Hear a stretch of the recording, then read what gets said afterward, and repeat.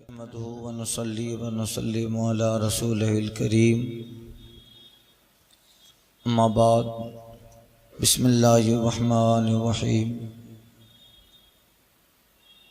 عن جابر قال دعا رسول الله صلى الله عليه وسلم عليا يوم الطائف فانتجاه فقال الناس لقد طال نجواه مع ابن عمه فقال رسول الله صلى الله عليه وسلم من تجيته ولكن الله انتجاه رواه الترمذی۔ حضرت جابر رضی اللہ تعالی عنہ روایت کرتے ہیں، فرماتے ہیں کہ سرکار صلی اللہ علیہ وسلم نے طائف کے دن حضرت علی کو بلایا اور ان سے سرگوشی فرمائی۔ لوگوں نے کہا کہ سرکار صلی اللہ علیہ وسلم کی سرگوشی اپنے چچا کے بیٹے کے ساتھ ماں ابن عمہ، اپنے چچا کے بیٹے کے ساتھ بہت دراز ہوئی۔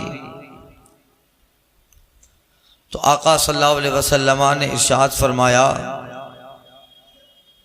کہ میں نے علی سے سرگوشی نہیں کی لیکن اللہ نے سرگوشی کی۔ یہ باب مولائے کائنات کے فضائل میں ہے۔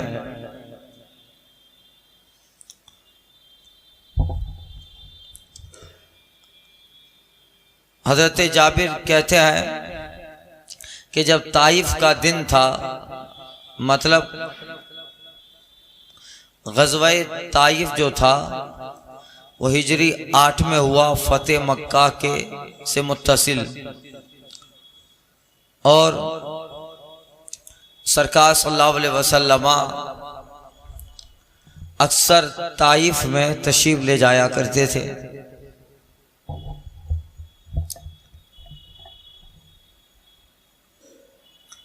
اور وہاں حضور صلی اللہ علیہ وسلم تبلیغ فرماتے طائف میں، اور کافی زمانوں تک حضرت علی رضی اللہ تعالیٰ عنہ بھی طائف میں تشریف فرما رہے۔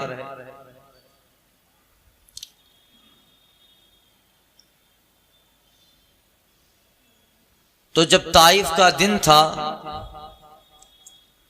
تو سرکار صلی اللہ علیہ وسلم نے سرگوشی یعنی کان میں کچھ کہا حضرت علی کے، اور بہت دیر تک مولائے کائنات حضرت علی کے کان میں سرکار صلی اللہ علیہ وسلم کچھ فرماتے رہے، سرگوشی کرتے رہے۔ تو صحابہ کرام نے آپس میں یہ کہا کہ دیکھیے آقا صلی اللہ علیہ وسلم نے اپنے چچا کے بیٹے یعنی اپنے چچا زاد علی کے ساتھ بہت لمبی سرگوشی فرمائی۔ تو آقا نے فرمایا کہ سنو، میں نے علی سے سرگوشی نہیں کی، حقیقت میں میرے اللہ نے علی سے سرگوشی فرمائی۔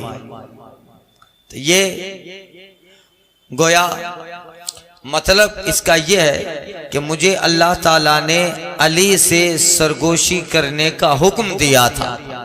علی سے وہ بات، اب جو بھی بات رہی ہو، راز کی بات، اسرار رہے ہو، راز و نیاز رہا ہو، کچھ بھی رہا ہو، آقا فرماتے ہیں مجھے اللہ نے علی سے وہ راز کی بات بتانے کا حکم دیا تھا، اس لیے کام حضور کا ہے، فعل حضور کا ہے، مگر پھر بھی رسول پاک صلی اللہ علیہ وسلم اپنا وہ کام علی کی طرف، اللہ کی طرف منسوب کر رہا ہے کہ میں نے سرگوشی نہیں کی مگر اللہ نے سرگوشی کی، یعنی یہ جو بھی میں نے کیا حکم خدا سے کیا تھا۔ یہ ظاہر بات ہے، حضور کا جو بھی کام ہے وہ اللہ ہی کا کام ہوتا ہے۔ مولانا روم فرماتے سنگ ریزہ میزنت دست جناب، ما رمیتا اذ رمیتا آیت خطاب، تا ابد گر شرع این مفصل کنم جز تحیر ہیچ نبود، ہاں علم یعنی رسول پاک صلی اللہ علیہ وسلم کا جو عمل ہے وہ حقیقت میں اللہ ہی کا کام.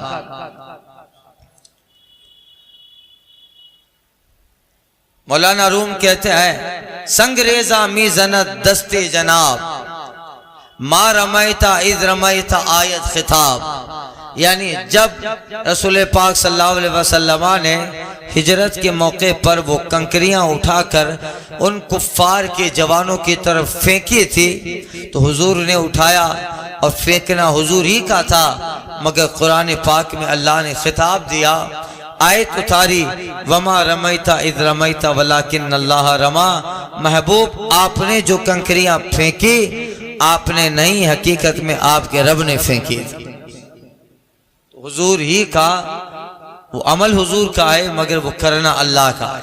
تو اسی طرح یہاں حضرت علی رضی اللہ تعالیٰ عنہ کے کان میں سرگوشی کر رہے ہیں اور حضور کہہ رہے ہیں کہ اللہ نے سرگوشی کی مگر کوئی راز کی بات رہی ہوگی جس کا اظہار نہ کیا. اب علی تو ان صحابہ میں ہے جن کے دل میں اسرار مصطفیٰ ہے. حضور کے راز سنبھالنے والوں میں سے ایک مولائے کائنات ہے. بات رہی ہوگی وہ حضور نے حضرت علی سے ارشاد فرمائی، ان ابی سعید قال قال رسول اللہ صلی اللہ علیہ وسلم لعلی یا علی لا يحل لأحد ينجب في هذا المسجد غيري وغيرك. قال علي ابن المنذر فقلت لضرار ابن سورت ما معنى هذا الحديث؟ قال لا يحل لأحد يستطرقه جنوبا غيري وغيرك. رواه الترمذی. حضرت ابو سعید خدری رضی اللہ تعالیٰ عنہ سے روایت ہے کہ آقا صلی اللہ علیہ وسلم نے ارشاد فرمایا مولائے کائنات حضرت علی سے، اے علی میرے اور تمہارے سوا، یا علی اے علی میرے اور تمہارے سوا کسی کوئی حلال نہیں ہے، جائز نہیں ہے کہ اس مسجد سے گزرے اس حال میں کہ وہ جنوبی ہو. جنوبی یعنی حالت جنابت میں ہونا، حالت جنابت میں ہونا. آقا فرماتے علی میرے اور تیرے سوا کسی کے لیے جائز نہیں ہے کہ اس مسجد سے حالت جنابت میں گزرے. یعنی علی اس مسجد سے حالت جنابت میں گزر سکتے ہیں. دیکھیے مسئلہ ہے، اگر بندہ جنوبی ہے مطلب جنابت کا غسل واجب یا ناپاک ہے تو وہ مسجد میں نہیں جا سکتا، حرام ہے، وہ مسجد میں نہیں جا سکتا. اور کوئی آدمی اپنا مکان بھی ایسے نہیں بنا سکتا کہ اس کے مکان کا دروازہ مسجد سے ہو کے باہر نکلتا ہو، جائز نہیں ہے. وہاں مکان بنائے جیسے سامنے ہے، سامنے صحن کے پاس مکان بنایا اور مکان کا ایک ہی دروازہ ہے. اب اس صاحب مکان کو باہر جانا ہے تو مسجد سے پار ہو کے مسجد کے دوسرے دروازے سے باہر جانا ہوگا. تو کسی کے لیے جائز نہیں ہے کہ مکان کا دروازہ اس طرح بنائے کہ اس کا راستہ مسجد سے ہو کے گزر جائے، یہ جائز نہیں ہے. اسی لیے رسول پاک صلی اللہ علیہ وسلم نے فرمایا تھا جن کے مکان کی کھڑکیاں اور دروازے مسجد کی طرف کھل رہے ہیں سب بند کر دو سوائے ابو بکر کی کھڑکی اور دروازے کے. یہ حدیث پیچھے گزر چکی. تو یہ جائز نہیں ہے، مگر مولائے کائنات سے فرمایا کہ علی تمہارے لیے یہ جائز ہے کہ تم اب یہاں یہ نہیں ہے کہ اب وہ اجازت ہے تو پھر وہ اس طرح جنوبی حالت میں وہ گزرتے ہی رہے. مطلب یہ ہے کہ اگر علی کا مکان مسجد کے پاس ہے اور علی کے مکان کا دروازہ مسجد سے لگا ہے اور علی حالت جنابت میں سے ہے اور مسجد سے گزرے تو علی پہ کوئی مضائقہ نہیں ہے. یہ فضیلت ہے علی کی۔ مگر علماء فرماتے ہیں کہ یہ پھر جو ہے سرکار صلی اللہ علیہ وسلم کے زمانے تک تھا، پھر آخر میں رسول پاک نے یہ فرمایا کہ جن جن کے مکان کا دروازہ یا کھڑکی مسجد کی طرف کھلے ہیں انہیں بند کر دو سوائے ابو بکر کے کھڑکی اور دروازے کے۔ اب یہ مولائے کائنات رضی اللہ تعالی عنہ کی فضیلت ہے۔ تو اب اس کا مطلب یہ نہیں ہوا کہ حضرت علی کو سرکار نے مسجد میں جنوبی حالت میں آنے کی اجازت دی، بلکہ وہی مطلب ہے کہ مقصد سرکار کا یہ ہے کہ کسی کے گھر کا دروازہ مسجد کی طرف نہیں ہونا چاہیے تاکہ اسے مسجد میں گزرنا پڑے۔ رکھے ہی نہ دروازہ ایسا کہ اس کا دروازہ جب وہ باہر نکلے مکان سے تو مسجد سے ہو کے باہر جائے، ایسا جائز نہیں ہے۔ مگر مصطفیٰ فرماتے ہیں اگر ایسا علی کرے تو علی کے لیے ایسا جائز ہے۔ اب حضور قانون داں بھی ہیں، قانون ساز بھی ہیں، شارع ہیں مصطفیٰ۔ جہاں جس کے لیے حضور جو قانون کہہ دیں اور کے لیے الگ قانون ہو، مگر کسی ایک کو رسول پاک خاص کر دیں تو اس کے لیے وہی قانون شریعت ہے، دین ہے، اللہ کا حکم ہے۔ سب کو 4 بیوی کی اجازت ہے اگر شرطیں پائی جائے، طاقت ہو، مگر حضرت علی ہی سے سرکار نے فرمایا تھا جب تک علی فاطمہ تمہارے نکاح میں ہے اور بقید حیات ہے، علی تمہارے لیے دوسرا نکاح جائز نہیں ہے۔ تو یہ سرکار شارع ہے، حضور جسے جو کہہ دے وہیں اس کے لیے قانون ہے۔ یہ حضرت علی رضی اللہ تعالیٰ کی فضیلت گویا اس حدیث میں ہے۔ ان ام عطیہ قالت بعث رسول اللہ صلی اللہ علیہ وسلم جیش فیہم علی فقال قال سمعت رسول اللہ صلی اللہ علیہ وسلم وهو رافع يديه يقول اللهم لا تمتنی حتی ترینی علیہ۔ حضرت ام عطیہ رضی اللہ تعالی عنہا سے روایت ہے۔ ام عطیہ ان کا نام نصیبہ بنت کعب ہے۔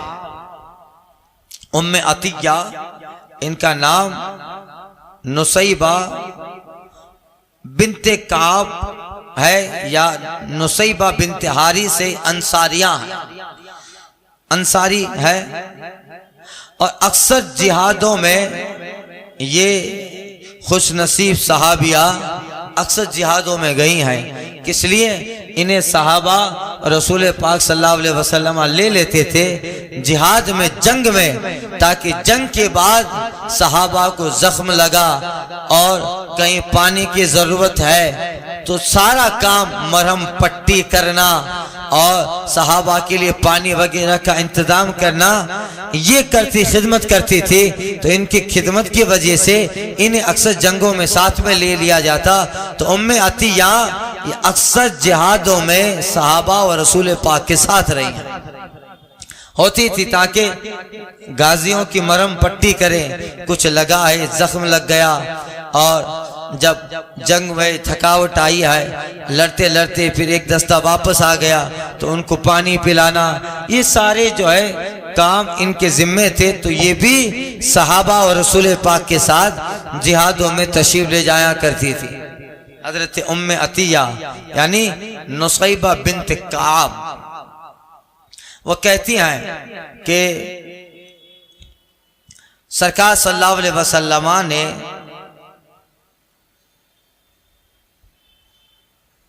ایک لشکر بھیجا، کہیں بھیجا، اور اس لشکر میں مولائے کائنات حضرت علی بھی ہیں۔